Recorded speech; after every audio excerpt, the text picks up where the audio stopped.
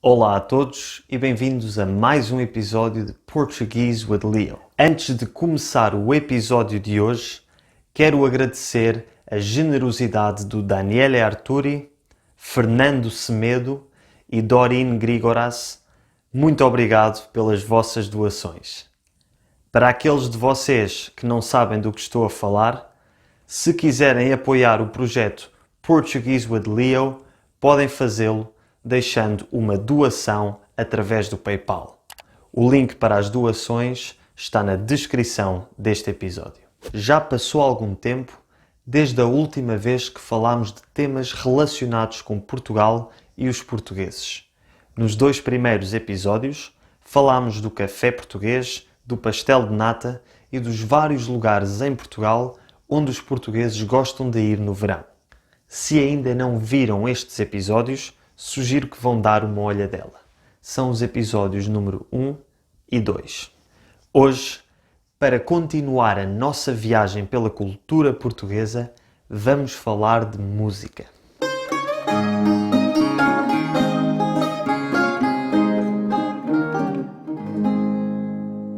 Talvez alguns de vocês reconheçam um instrumento musical que foi tocado agora mesmo. E se vocês ouvem o meu podcast, certamente saberão que esta é a musiquinha que eu ponho em todos os episódios. Não foi por acaso que eu escolhi este instrumento e esta música para o meu podcast.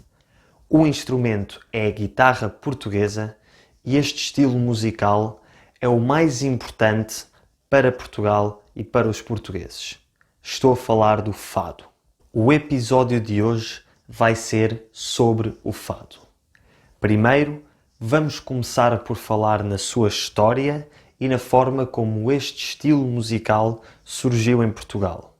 Depois, na segunda parte deste episódio, vamos falar no estado do fado nos dias de hoje e, para aqueles de vocês que estiverem interessados em conhecer melhor o fado, conhecer melhor este estilo musical, vou dar-vos alguns dos nomes dos melhores artistas de fado portugueses. Mas antes de mais nada, o que significa fado? A palavra fado vem do latim fatum e significa destino. Em inglês, pode ser traduzida como fate. Para falar do fado, temos de começar por falar sobre as suas origens e aqui existe muita incerteza. Não se sabe exatamente como é que o fado surgiu em Portugal. Existe mais do que uma teoria sobre o nascimento do fado e nenhuma está verdadeiramente confirmada. Mas a teoria mais aceite, aquela que mais pessoas defendem, diz que o fado surge com os marinheiros portugueses que navegavam os mares nos séculos XV, XVI, XVII e por aí adiante. Estes marinheiros viviam vidas muito duras nas suas viagens de barco, com muitas doenças e muitos perigos, e cantavam canções para se animarem, para elevarem o estado de espírito. Eles cantavam sobre as suas vidas duras e difíceis, sobre o seu terrível destino e sobre a saudade que tinham da sua casa e do seu país. E aqui eu usei uma palavra muito importante: saudade.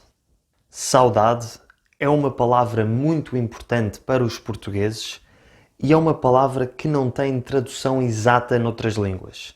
É difícil explicar o significado de saudade, mas, de modo geral, saudade define um sentimento de mágoa e nostalgia que sentimos quando estamos longe de uma pessoa ou de uma coisa ou de um momento passado nas nossas vidas e que é importante para nós. Sentir saudade é olhar com nostalgia para algo que tínhamos e deixámos de ter, e embora seja difícil de definir e de traduzir, pode ser traduzido em inglês como to miss ou to long for.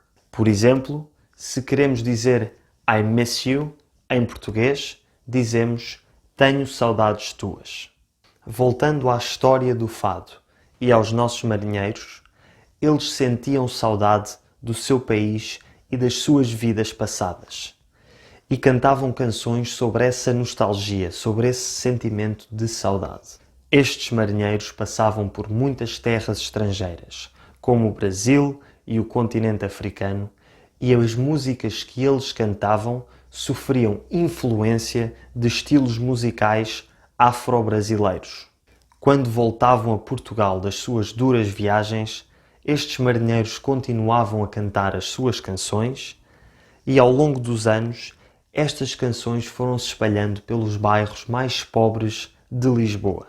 As pessoas que cantavam estas canções eram pessoas muito pobres e com uma vida muito boémia, sobretudo prostitutas, e até ao século XIX o fado era um estilo musical muito desconhecido.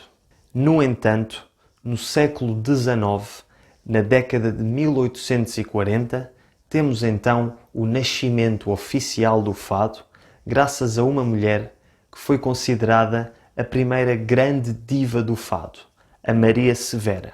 A história da Maria Severa é o primeiro grande mito do fado. Ela nasceu em 1820 e morreu com apenas 26 anos de idade em 1846. Ela era uma prostituta que cantava o fado nos bairros mais pobres e boémios de Lisboa e teve um romance com um homem da nobreza, o Conde de Vimioso. Nobreza é o nome que se dá à classe social mais alta, equivalente a nobility ou aristocracy em inglês. Foi graças a esta relação amorosa da Maria Severa com o Conde de Vimioso que, na década de 1840, o fado passou dos bairros mais pobres da cidade para as elites sociais e passou a ser conhecido no resto da cidade de Lisboa. Desde então, a popularidade do fado foi crescendo e crescendo na cidade de Lisboa e no resto de Portugal. Só em 1926 é que começou um período de ditadura militar durante o qual o fado sofreu muita censura. No entanto, depois deste período de censura, o fado continuou a crescer e a popularizar-se.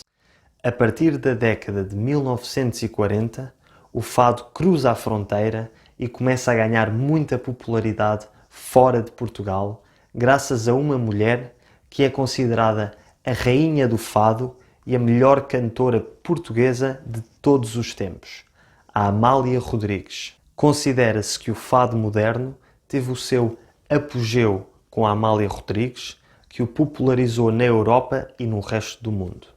Apogeu é uma palavra que significa o ponto mais alto ou mais importante que alguma coisa pode atingir. Em inglês diz-se pinnacle. Ou seja, foi com a Amália Rodrigues, no século XX, que o fado viveu o seu período de maior sucesso e importância. A Amália Rodrigues foi tão importante para o fado e para Portugal que em 1999, quando ela morreu, tivemos 3 dias de luto nacional. Luto é o período depois da morte de alguém em que se exprime um sentimento de tristeza. Em inglês diz-se mourning. Luto nacional significa que todo o país esteve de luto por causa da morte da Amália Rodrigues. Finalmente, para concluir a história do fado, em 2011 o fado foi considerado pela Unesco como Património Cultural e Material da Humanidade. Em inglês, Intangible Cultural Heritage. Hoje em dia, o fado continua a ser tocado em todo o país, sobretudo na cidade de Lisboa. Tipicamente, é tocado em pequenos restaurantes e tabernas conhecidos como casas de fado, onde normalmente há 2 músicos, um com a guitarra clássica, também conhecida como viola, e outro com a guitarra portuguesa, que é o instrumento que ouvimos no início deste episódio, e que é a guitarra mais típica de Portugal e mais associada ao fado. Estes 2 guitarristas acompanham normalmente um ou mais cantores de fado que cantam um de cada vez. Tipicamente, há mais mulheres a cantar o fado, mas também há muitos cantores homens. Numa casa de fado não há microfones nem amplificadores para aumentar o som da voz e das guitarras. Porque o objetivo das atuações de fado é comover o público e transmitir a emoção na voz dos cantores da forma mais natural possível. Por isso, durante as atuações, os espectadores devem estar em silêncio e até existe uma frase que se costuma dizer que é a seguinte: silêncio que se vai cantar o fado. Até agora estive a falar do principal estilo de fado em Portugal, que é o fado de Lisboa. No entanto, não se pode falar de fado em Portugal sem falar sobre o outro estilo de fado, o fado de Coimbra. O fado de Coimbra é o tipo de fado que nasceu na cidade de Coimbra e que está associado aos estudantes universitários.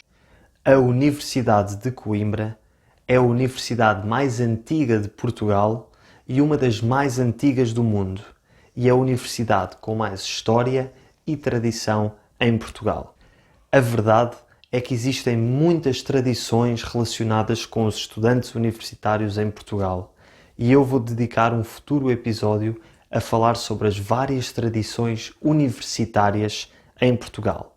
Mas para já, ficamos pelo fado de Coimbra. O fado de Coimbra tem origem nos estudantes universitários que se reuniam para fazer festas, para cantar sobre a vida de estudante e para fazer serenatas às raparigas. Nestes tempos, apenas os homens podiam estudar na universidade e por isso o fado de Coimbra é ainda hoje tradicionalmente cantado apenas por homens. Hoje em dia, o fado de Coimbra é cantado nas universidades de todo o país e quando os estudantes se reúnem para cantar o fado, vestem o traje académico, ou seja, vestem as roupas típicas dos estudantes universitários de Portugal. Ao contrário do fado de Lisboa, o fado de Coimbra não é cantado em tabernas ou restaurantes, mas sim no exterior, ao ar livre. Como tal, é preciso um som mais alto, pelo que os estudantes normalmente se organizam em bandas chamadas tunas, com muitos cantores e muitas guitarras. E normalmente, em vez da guitarra portuguesa, tocam a guitarra de Coimbra, que é um instrumento muito parecido, mas um pouco maior e que permite um som mais alto.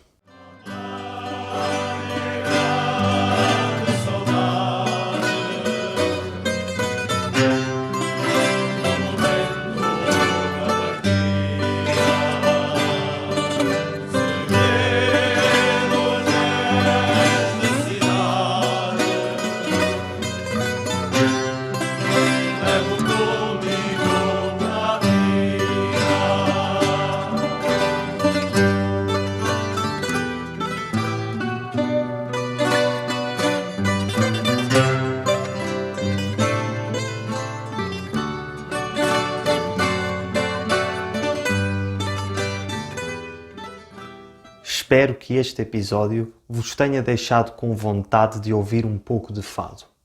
Se for esse o caso, vou deixar-vos agora alguns nomes dos músicos mais importantes do fado dos últimos tempos, para que vocês possam pesquisar e ouvir. Primeiro começamos com uma mulher de que eu já falei, a rainha do fado, a Amália Rodrigues.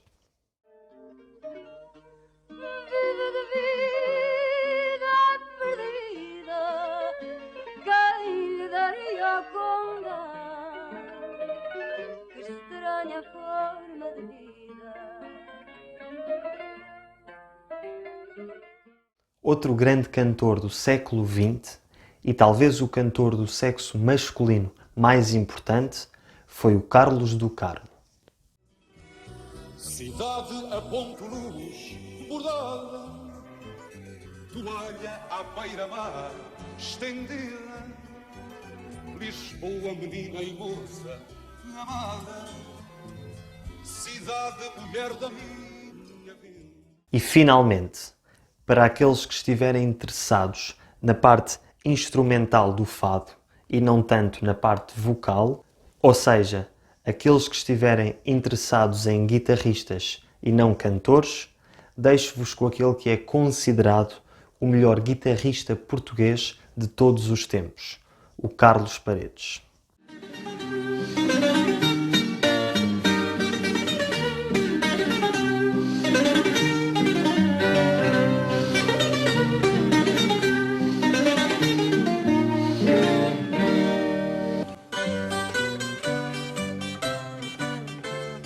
Espero que toda esta música vos tenha alegrado o dia e vos tenha inspirado para ir ouvir um pouco de fado. Se gostaram do vídeo, por favor deem um like e subscrevam ao canal e digam nos comentários qual é que é o vosso artista e a vossa música de fado preferidos. Vemo-nos no próximo vídeo. Até à próxima.